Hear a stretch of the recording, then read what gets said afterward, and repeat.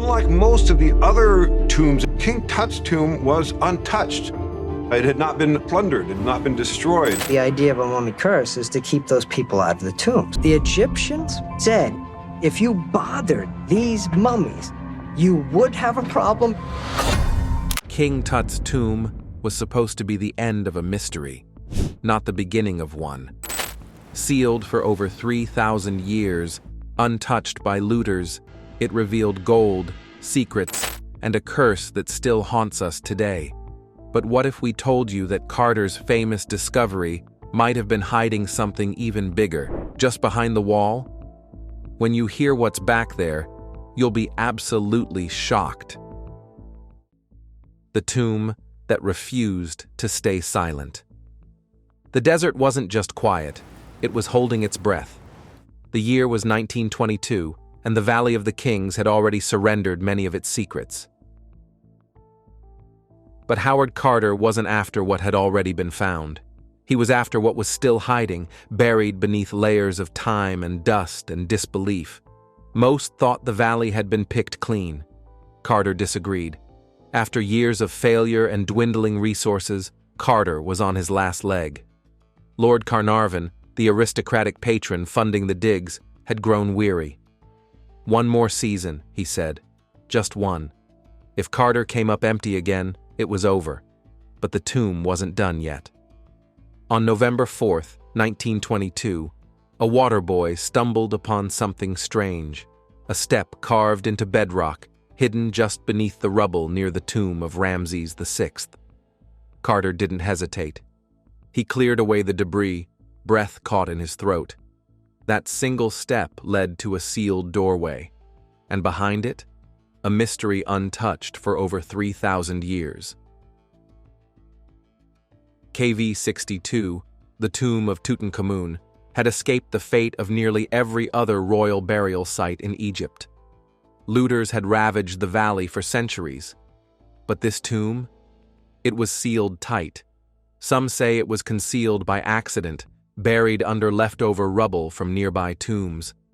Others whisper of a more deliberate cover-up, an effort by powerful priests or rivals to erase Tutankhamun from memory altogether. Either way, the result was the same.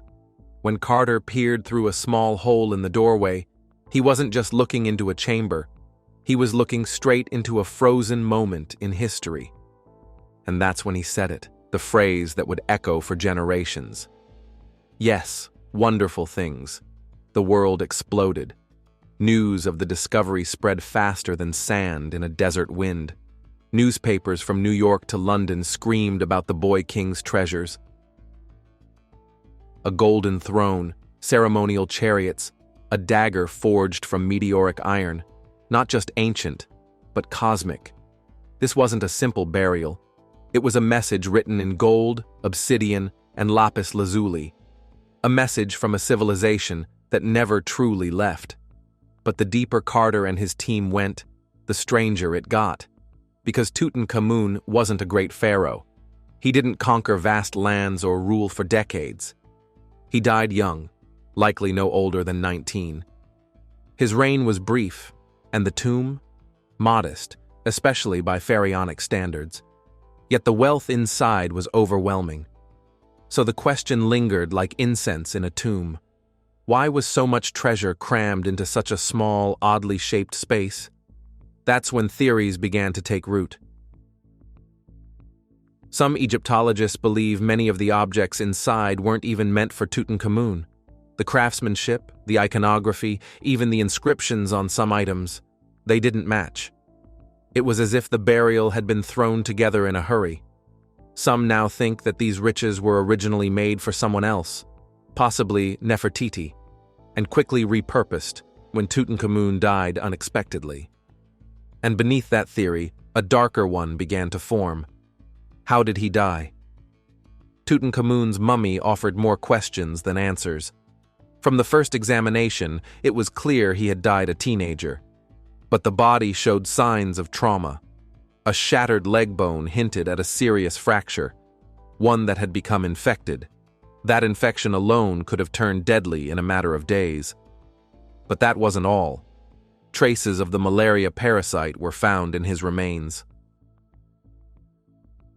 Scientists theorized that he may have been hit with a double blow, an open fracture paired with a deadly infection that his body simply couldn't fight. Yet, the theories kept multiplying. X-rays revealed a fracture at the back of his skull. Was it a blow? An accident? Or something far more sinister? Some fringe theories suggest assassination, a pharaoh killed before his reign truly began. Others believe the damage occurred post-mortem during hasty embalming. But then again, what if he was already weakened, barely clinging to life, and someone decided to end his suffering? And then came the deepest twist of all, his bloodline. DNA testing would later reveal that Tutankhamun's parents were siblings, a tradition among royal families meant to preserve the purity of dynastic blood, but one that came with a heavy price. Inbreeding often brought genetic disorders, deformities, and weakened immunity. That may explain his club foot, his frailty, his dependency on walking sticks, dozens of which were found in the tomb. His body was a canvas of inherited damage.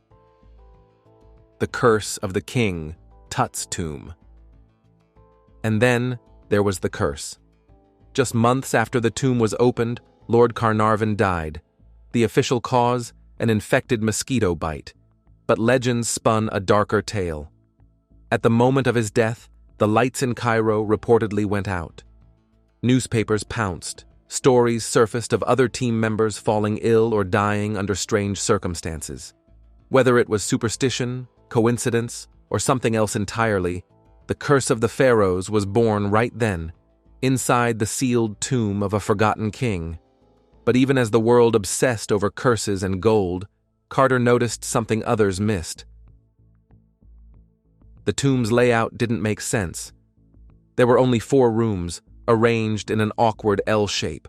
No descending corridors, no elaborate traps or secret passages like in other royal tombs. The burial chamber was painted, but just barely, a single coat of yellow ochre scenes, rushed and simplistic. The kind of decoration you'd expect for a commoner's grave, not a king's. It felt like a space borrowed, or stolen. And then Carter noticed something else. There were strange patches on the north wall of the burial chamber, areas where the plaster looked too smooth, too perfect, almost as if it had been laid to hide something. He made notes. He even drew outlines, but he never went further. Maybe he was afraid of damaging the delicate paintings. Maybe he had run out of time and support. Or maybe he knew what was there and chose to walk away. Decades passed. Tourists came in droves. Thousands walked the cramped passageways, peered into the burial chamber, and snapped photos, until mold began growing on the walls and humidity turned the ancient plaster brittle. In 2014, preservationists stepped in. The Getty Conservation Institute partnered with Egypt's Ministry of Antiquities. Ventilation systems were installed, foot traffic was limited, and most importantly, the tomb was scanned. That's when things got serious. But wait until you hear what they discovered in 2015. The walls are talking again. In 2015, it wasn't an archaeologist's shovel that stirred the dust. It was a high-resolution scan. The images weren't even taken to look for secrets. They were part of a preservation project meant to record the fragile wall paintings before they deteriorated. But then, British Egyptologist Dr. Nicholas Reeves saw something that didn't belong. There were lines, faint, deliberate, too precise to be natural. They weren't cracks. They weren't damage. They looked like door frames. To anyone else, maybe it was nothing. But Reeves had spent decades studying Amarna period architecture. To him, it was a siren call. The northern wall, the one painted with images of Tutankhamun's funeral, wasn't just painted. It was hiding something. Reeves made a bold claim that behind that wall lay another chamber, and not just any chamber, a sealed tomb. one that might belong to the most elusive woman in Egyptian history, Queen Nefertiti. The reaction wasn't polite curiosity, it was shock, because Nefertiti wasn't just a royal consort. She was the great royal wife of Akhenaten, the pharaoh who rewrote Egypt's religion, turning an empire of many gods into one obsessed with the sun. She vanished from the historical record without warning. No grave, no body, no inscriptions, just gone. Some believed she had fallen from grace. Others believed she ruled as a pharaoh under the name Neferneferuaten. Either way, her tomb had never been found. And now Reeves was saying it might have been hiding behind one of the most famous walls in the world, a wall Carter walked past 1,000 times. He didn't just say it, he backed it with architectural evidence. The layout of KV-62 was strange, the scale was wrong, the orientation matched older queens' tombs more than a pharaoh's. Even the burial chamber's artwork seemed off. The figures, the brushwork, the very style. It screamed Amarna, not post-Amarna. Reeves believed the wall's artwork was painted quickly to cover something more sacred. A doorway, possibly sealed for over 3,000 years. Suddenly, every Egyptologist on the planet had an opinion. Enter Hirokatsu Watanabe, a Japanese radar specialist with experience scanning Egyptian ruins. In late 2015, he conducted ground-penetrating radar scans along the north and west walls. The results were immediate. 2 anomalies, clean shapes, rectangular. And unlike the surrounding stone, these zones contained what he called metallic and organic materials. In other words, they weren't hollow. They were filled with something. The headlines were electric. The Valley of the Kings was alive again. But not everyone was celebrating. The Egyptian Ministry of Antiquities responded with caution. Some say it was healthy skepticism, others say it was national pride. Egypt had been through political upheaval, revolutions, tourism collapses. Their heritage had been looted, stolen, misrepresented. The idea that a foreign academic might waltz in and rewrite Egypt's greatest story? It hit a nerve. So the ministry ordered a second scan, this time by a different team. In 2016, National Geographic stepped in, along with Egyptian engineers. Their scans, they said, showed nothing. No anomalies, no chambers, no confirmation. Just like that, everything froze. What did Reeves do wrong? Was Watanabe's scan flawed, or was something else going on?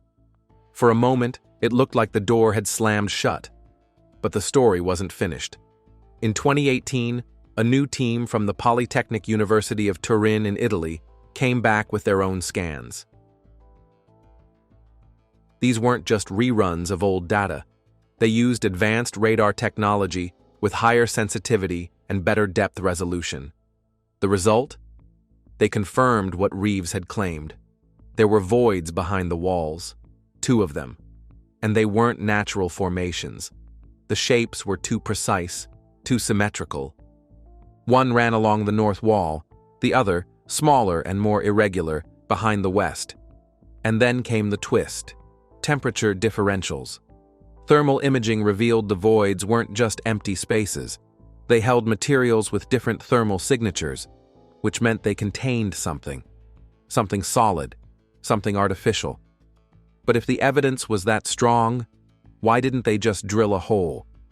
The answer wasn't technical, it was political. Egyptian officials were torn between opportunity and caution. On one hand, the discovery of Nefertiti's tomb would be the biggest archaeological event since Carter's day. On the other, allowing a non-Egyptian to lead that discovery? It would ignite controversy. For a country reclaiming its narrative after years of instability, that risk was too high. So they stalled. Permits were delayed. Research was paused. Reeves, the man who started it all, was pushed aside.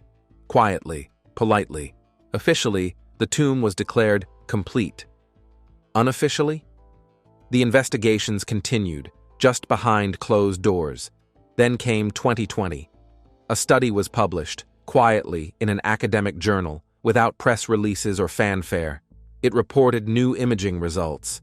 Not only were voids still confirmed, but architectural inconsistencies in KV62 suggested extensions, false walls, and unnatural density layers. They didn't say it outright. They didn't need to. Something was behind that wall. And just as the world marked 100 years since Carter's discovery, Egypt launched a new initiative. Beyond the Tomb, they called it. A joint project, Egyptian-led but internationally supported. This time they weren't using radar. They were using terahertz imaging, a technology that could see behind stone, measure density changes, and detect shapes down to the centimeter. The results dropped like thunder. Behind the northern wall, a rectangular chamber, roughly 2.5 meters wide, 10 meters long. Not a void, not a tunnel, a room. And inside that room, multiple density zones, not random scatter, organized shapes, grid-like alignment, patterns matching artifacts, not air pockets. The Egyptian Ministry of Antiquities didn't deny it. In fact, for the first time, they moved forward.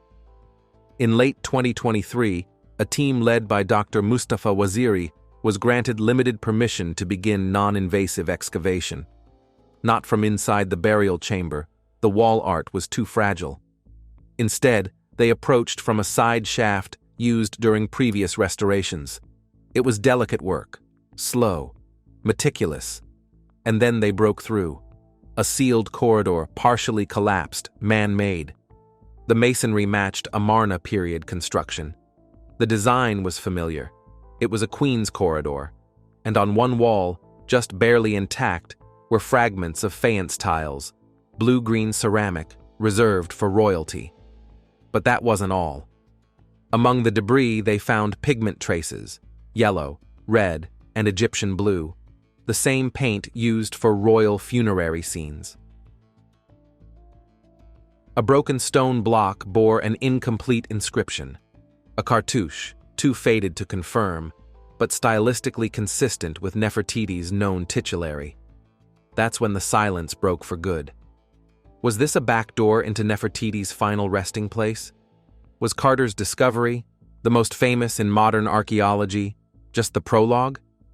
We weren't looking at a completed tomb anymore. We were looking at a tomb, within a tomb. And if what lies behind that wall is what so many believe, then we're not just rewriting a chapter of history. We're unsealing the chapter that was never supposed to be read. Controversies and setbacks, Egyptian ministry pushback. In archaeology, the biggest barriers aren't always made of stone. Sometimes they're stitched together with politics, pride, and paper trails. After the world heard the whispers behind Tutankhamun's tomb in 2015, Egypt found itself walking a tightrope. The possibilities were monumental. A lost queen, a hidden chamber, a mystery finally answered. But the risks? Just as massive. Because if a foreign researcher, especially a British one, revealed something that Egyptian authorities had overlooked for a century, the fallout wouldn't just echo through museums. It would shake national pride to its core. Dr. Nicholas Reeves was at the center of it all. A seasoned Egyptologist, he wasn't some headline-chasing outsider. He had spent years in the tombs, analyzing patterns, studying blueprints, and reading between the cracks. His theory about Nefertiti wasn't wild speculation. It was rooted in architectural logic and forensic scans. But the moment he went public, everything changed. To many in Egypt's Ministry of Antiquities, Reeves wasn't just making a discovery, he was making a challenge. The country was still reeling from the aftermath of the 2011 revolution. The fall of Mubarak, the rise and fall of Morsi. Years of instability had left scars. Tourism, Egypt's economic lifeblood, had dried up. In that climate, heritage became sacred ground, both literally and symbolically. No one wanted the next big Egyptian discovery to come from someone else's hands. And standing firm at the center of it all was a man who had become a symbol of Egypt's archaeological identity, Dr. Zahi Hawass. Known for his iconic khaki outfits and booming presence, Hawass was more than an archaeologist. He was a national figure, a protector of Egypt's past, and he wasn't buying Reeves's theory. He dismissed the radar data, called it flawed, argued that the anomalies weren't chambers but natural inconsistencies. And if there was anything behind the wall, he claimed, Egypt would find it, on its own terms. Ironically, years earlier, Hawass himself had floated the idea that hidden chambers might exist in the Valley of the Kings, even around Tutankhamun's tomb. But now, the narrative had shifted. This wasn't a scientific debate anymore. It was a matter of who gets to tell Egypt's story. Behind the scenes, everything stalled. Radar scans were paused, excavation permits disappeared into bureaucratic fog. Researchers were told to wait. And Reeves? He was quietly edged out. No official ban, no direct confrontation, just silence, the kind that speaks louder than words. New findings, artifacts, rooms, DNA studies. By early 2024, the excavation corridor had become more than just a tunnel. It was a timeline. Every stone removed, every shard uncovered, peeled back layers of silence that had lasted over 3,000 years. What the team found first wasn't gold. It wasn't inscriptions. It was wood, splintered, crushed, and gilded. Gilded wooden fragments, buried under collapsed masonry, delicate but unmistakable. They weren't architectural. These were ceremonial. Pieces of furniture shaped with lotus blossoms, papyrus stalks, and faint carvings still glinting with ancient pigment. The designs weren't generic, they were queenly, motifs historically reserved for royal women. And just beneath a thin crust of compacted dust, another discovery emerged. The fractured remains of an alabaster canopic chest. These chests held the most sacred parts of the deceased, their internal organs, sealed and preserved for eternity. This one was cracked, but mostly intact. The workmanship, exquisite, polished to a translucent shine, and on one corner, a partial inscription carved into the stone. It read, Nefer. That was all. Just one syllable. But in this tomb, in this moment, one syllable could rewrite everything. If that inscription is confirmed to be Nefer Neferuaten, the implications are seismic. That name, long debated, long whispered, is believed to have been used by Nefertiti in her final years, not as queen, as pharaoh, a ruler in her own right after the death of Akhenaten, a woman who wore the crown of Upper and Lower Egypt, not beside a man, but alone. And now, her name, or at least the start of it, may have surfaced in the one place no one expected, behind the wall of a teenage king. But the tomb wasn't done yet. Tucked inside a side niche of the chamber, excavators uncovered something else. A burial bundle. Not a sarcophagus, not even a coffin. Just linen, brittle, darkened by centuries, wrapped around disarticulated bones. A partial skeleton, curled awkwardly. Bones fractured by time, humidity, maybe collapse. But the structure was there. A femur, teeth, fragments of a skull base. Enough for testing. The DNA analysis began immediately. Samples were rushed to labs in Cairo under strict supervision. The findings, not yet fully published, were leaked in fragments. Female. Aged between 35 and 45. Genetic markers linked to the royal 18th dynasty line. And here's the twist. Mitochondrial DNA partially matched that of Tutankhamun's own mother, the so-called younger lady, discovered in KV-35. Which means, what exactly? That's the question Egyptologists are asking now. Because if this woman is Nefertiti, then she may have been not just Tutankhamun's stepmother, but also his biological mother. A theory long debated, never proven. Until now, maybe. The tomb, the architecture, the objects, the remains, all signs point in one direction. But even if it isn't Nefertiti, what's already been found shatters the old map of the Valley of the Kings. Because KV62, for all its fame, was never supposed to be an isolated tomb. It all suggests something bigger, a burial system shared, layered, intertwined. And now, Egypt is preparing for what comes next. The corridor is being stabilized. The fragile painted walls in Tutankhamun's tomb are monitored daily. Excavation is paused, not from doubt, but from caution.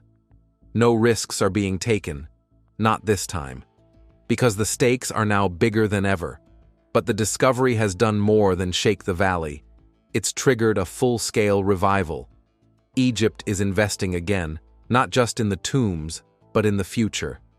After years of delays, the Grand Egyptian Museum is finally opening its doors.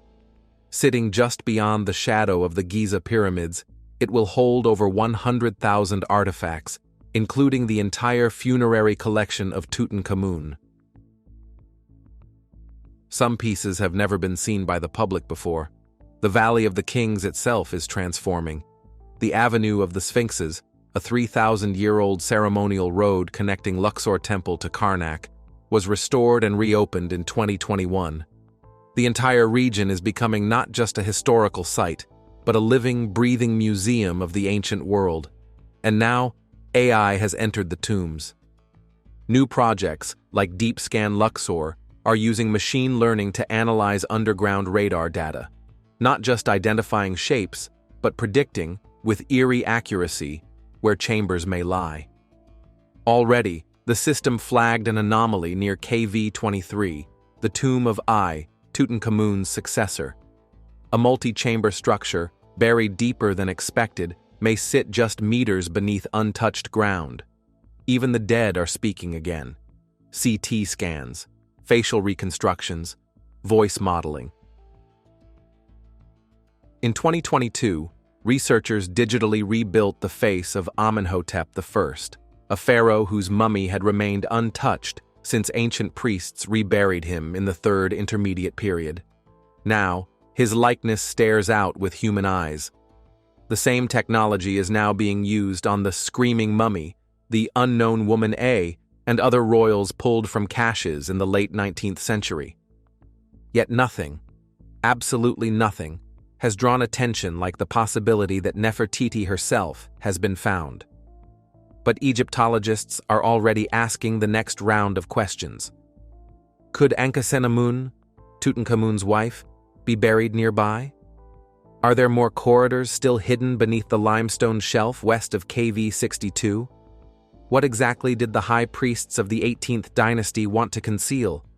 And why go to such lengths? Because one thing's for certain. Ancient Egyptians didn't just bury bodies, they buried truths. For every chamber opened, another waits behind it. For every tomb revealed, another is disguised. And for every golden mask placed carefully in a museum, there's a myth still howling across the valley at night. So now the question is, was Tutankhamun just a placeholder for something far bigger? Is Egypt hiding more than we've ever imagined behind those ancient walls? And if Nefertiti really is back there, what else has been sealed away for centuries? Hit that subscribe button, because the tomb isn't done speaking. And when it finally shouts, will we even be ready to hear what it says? What do you think lies beyond?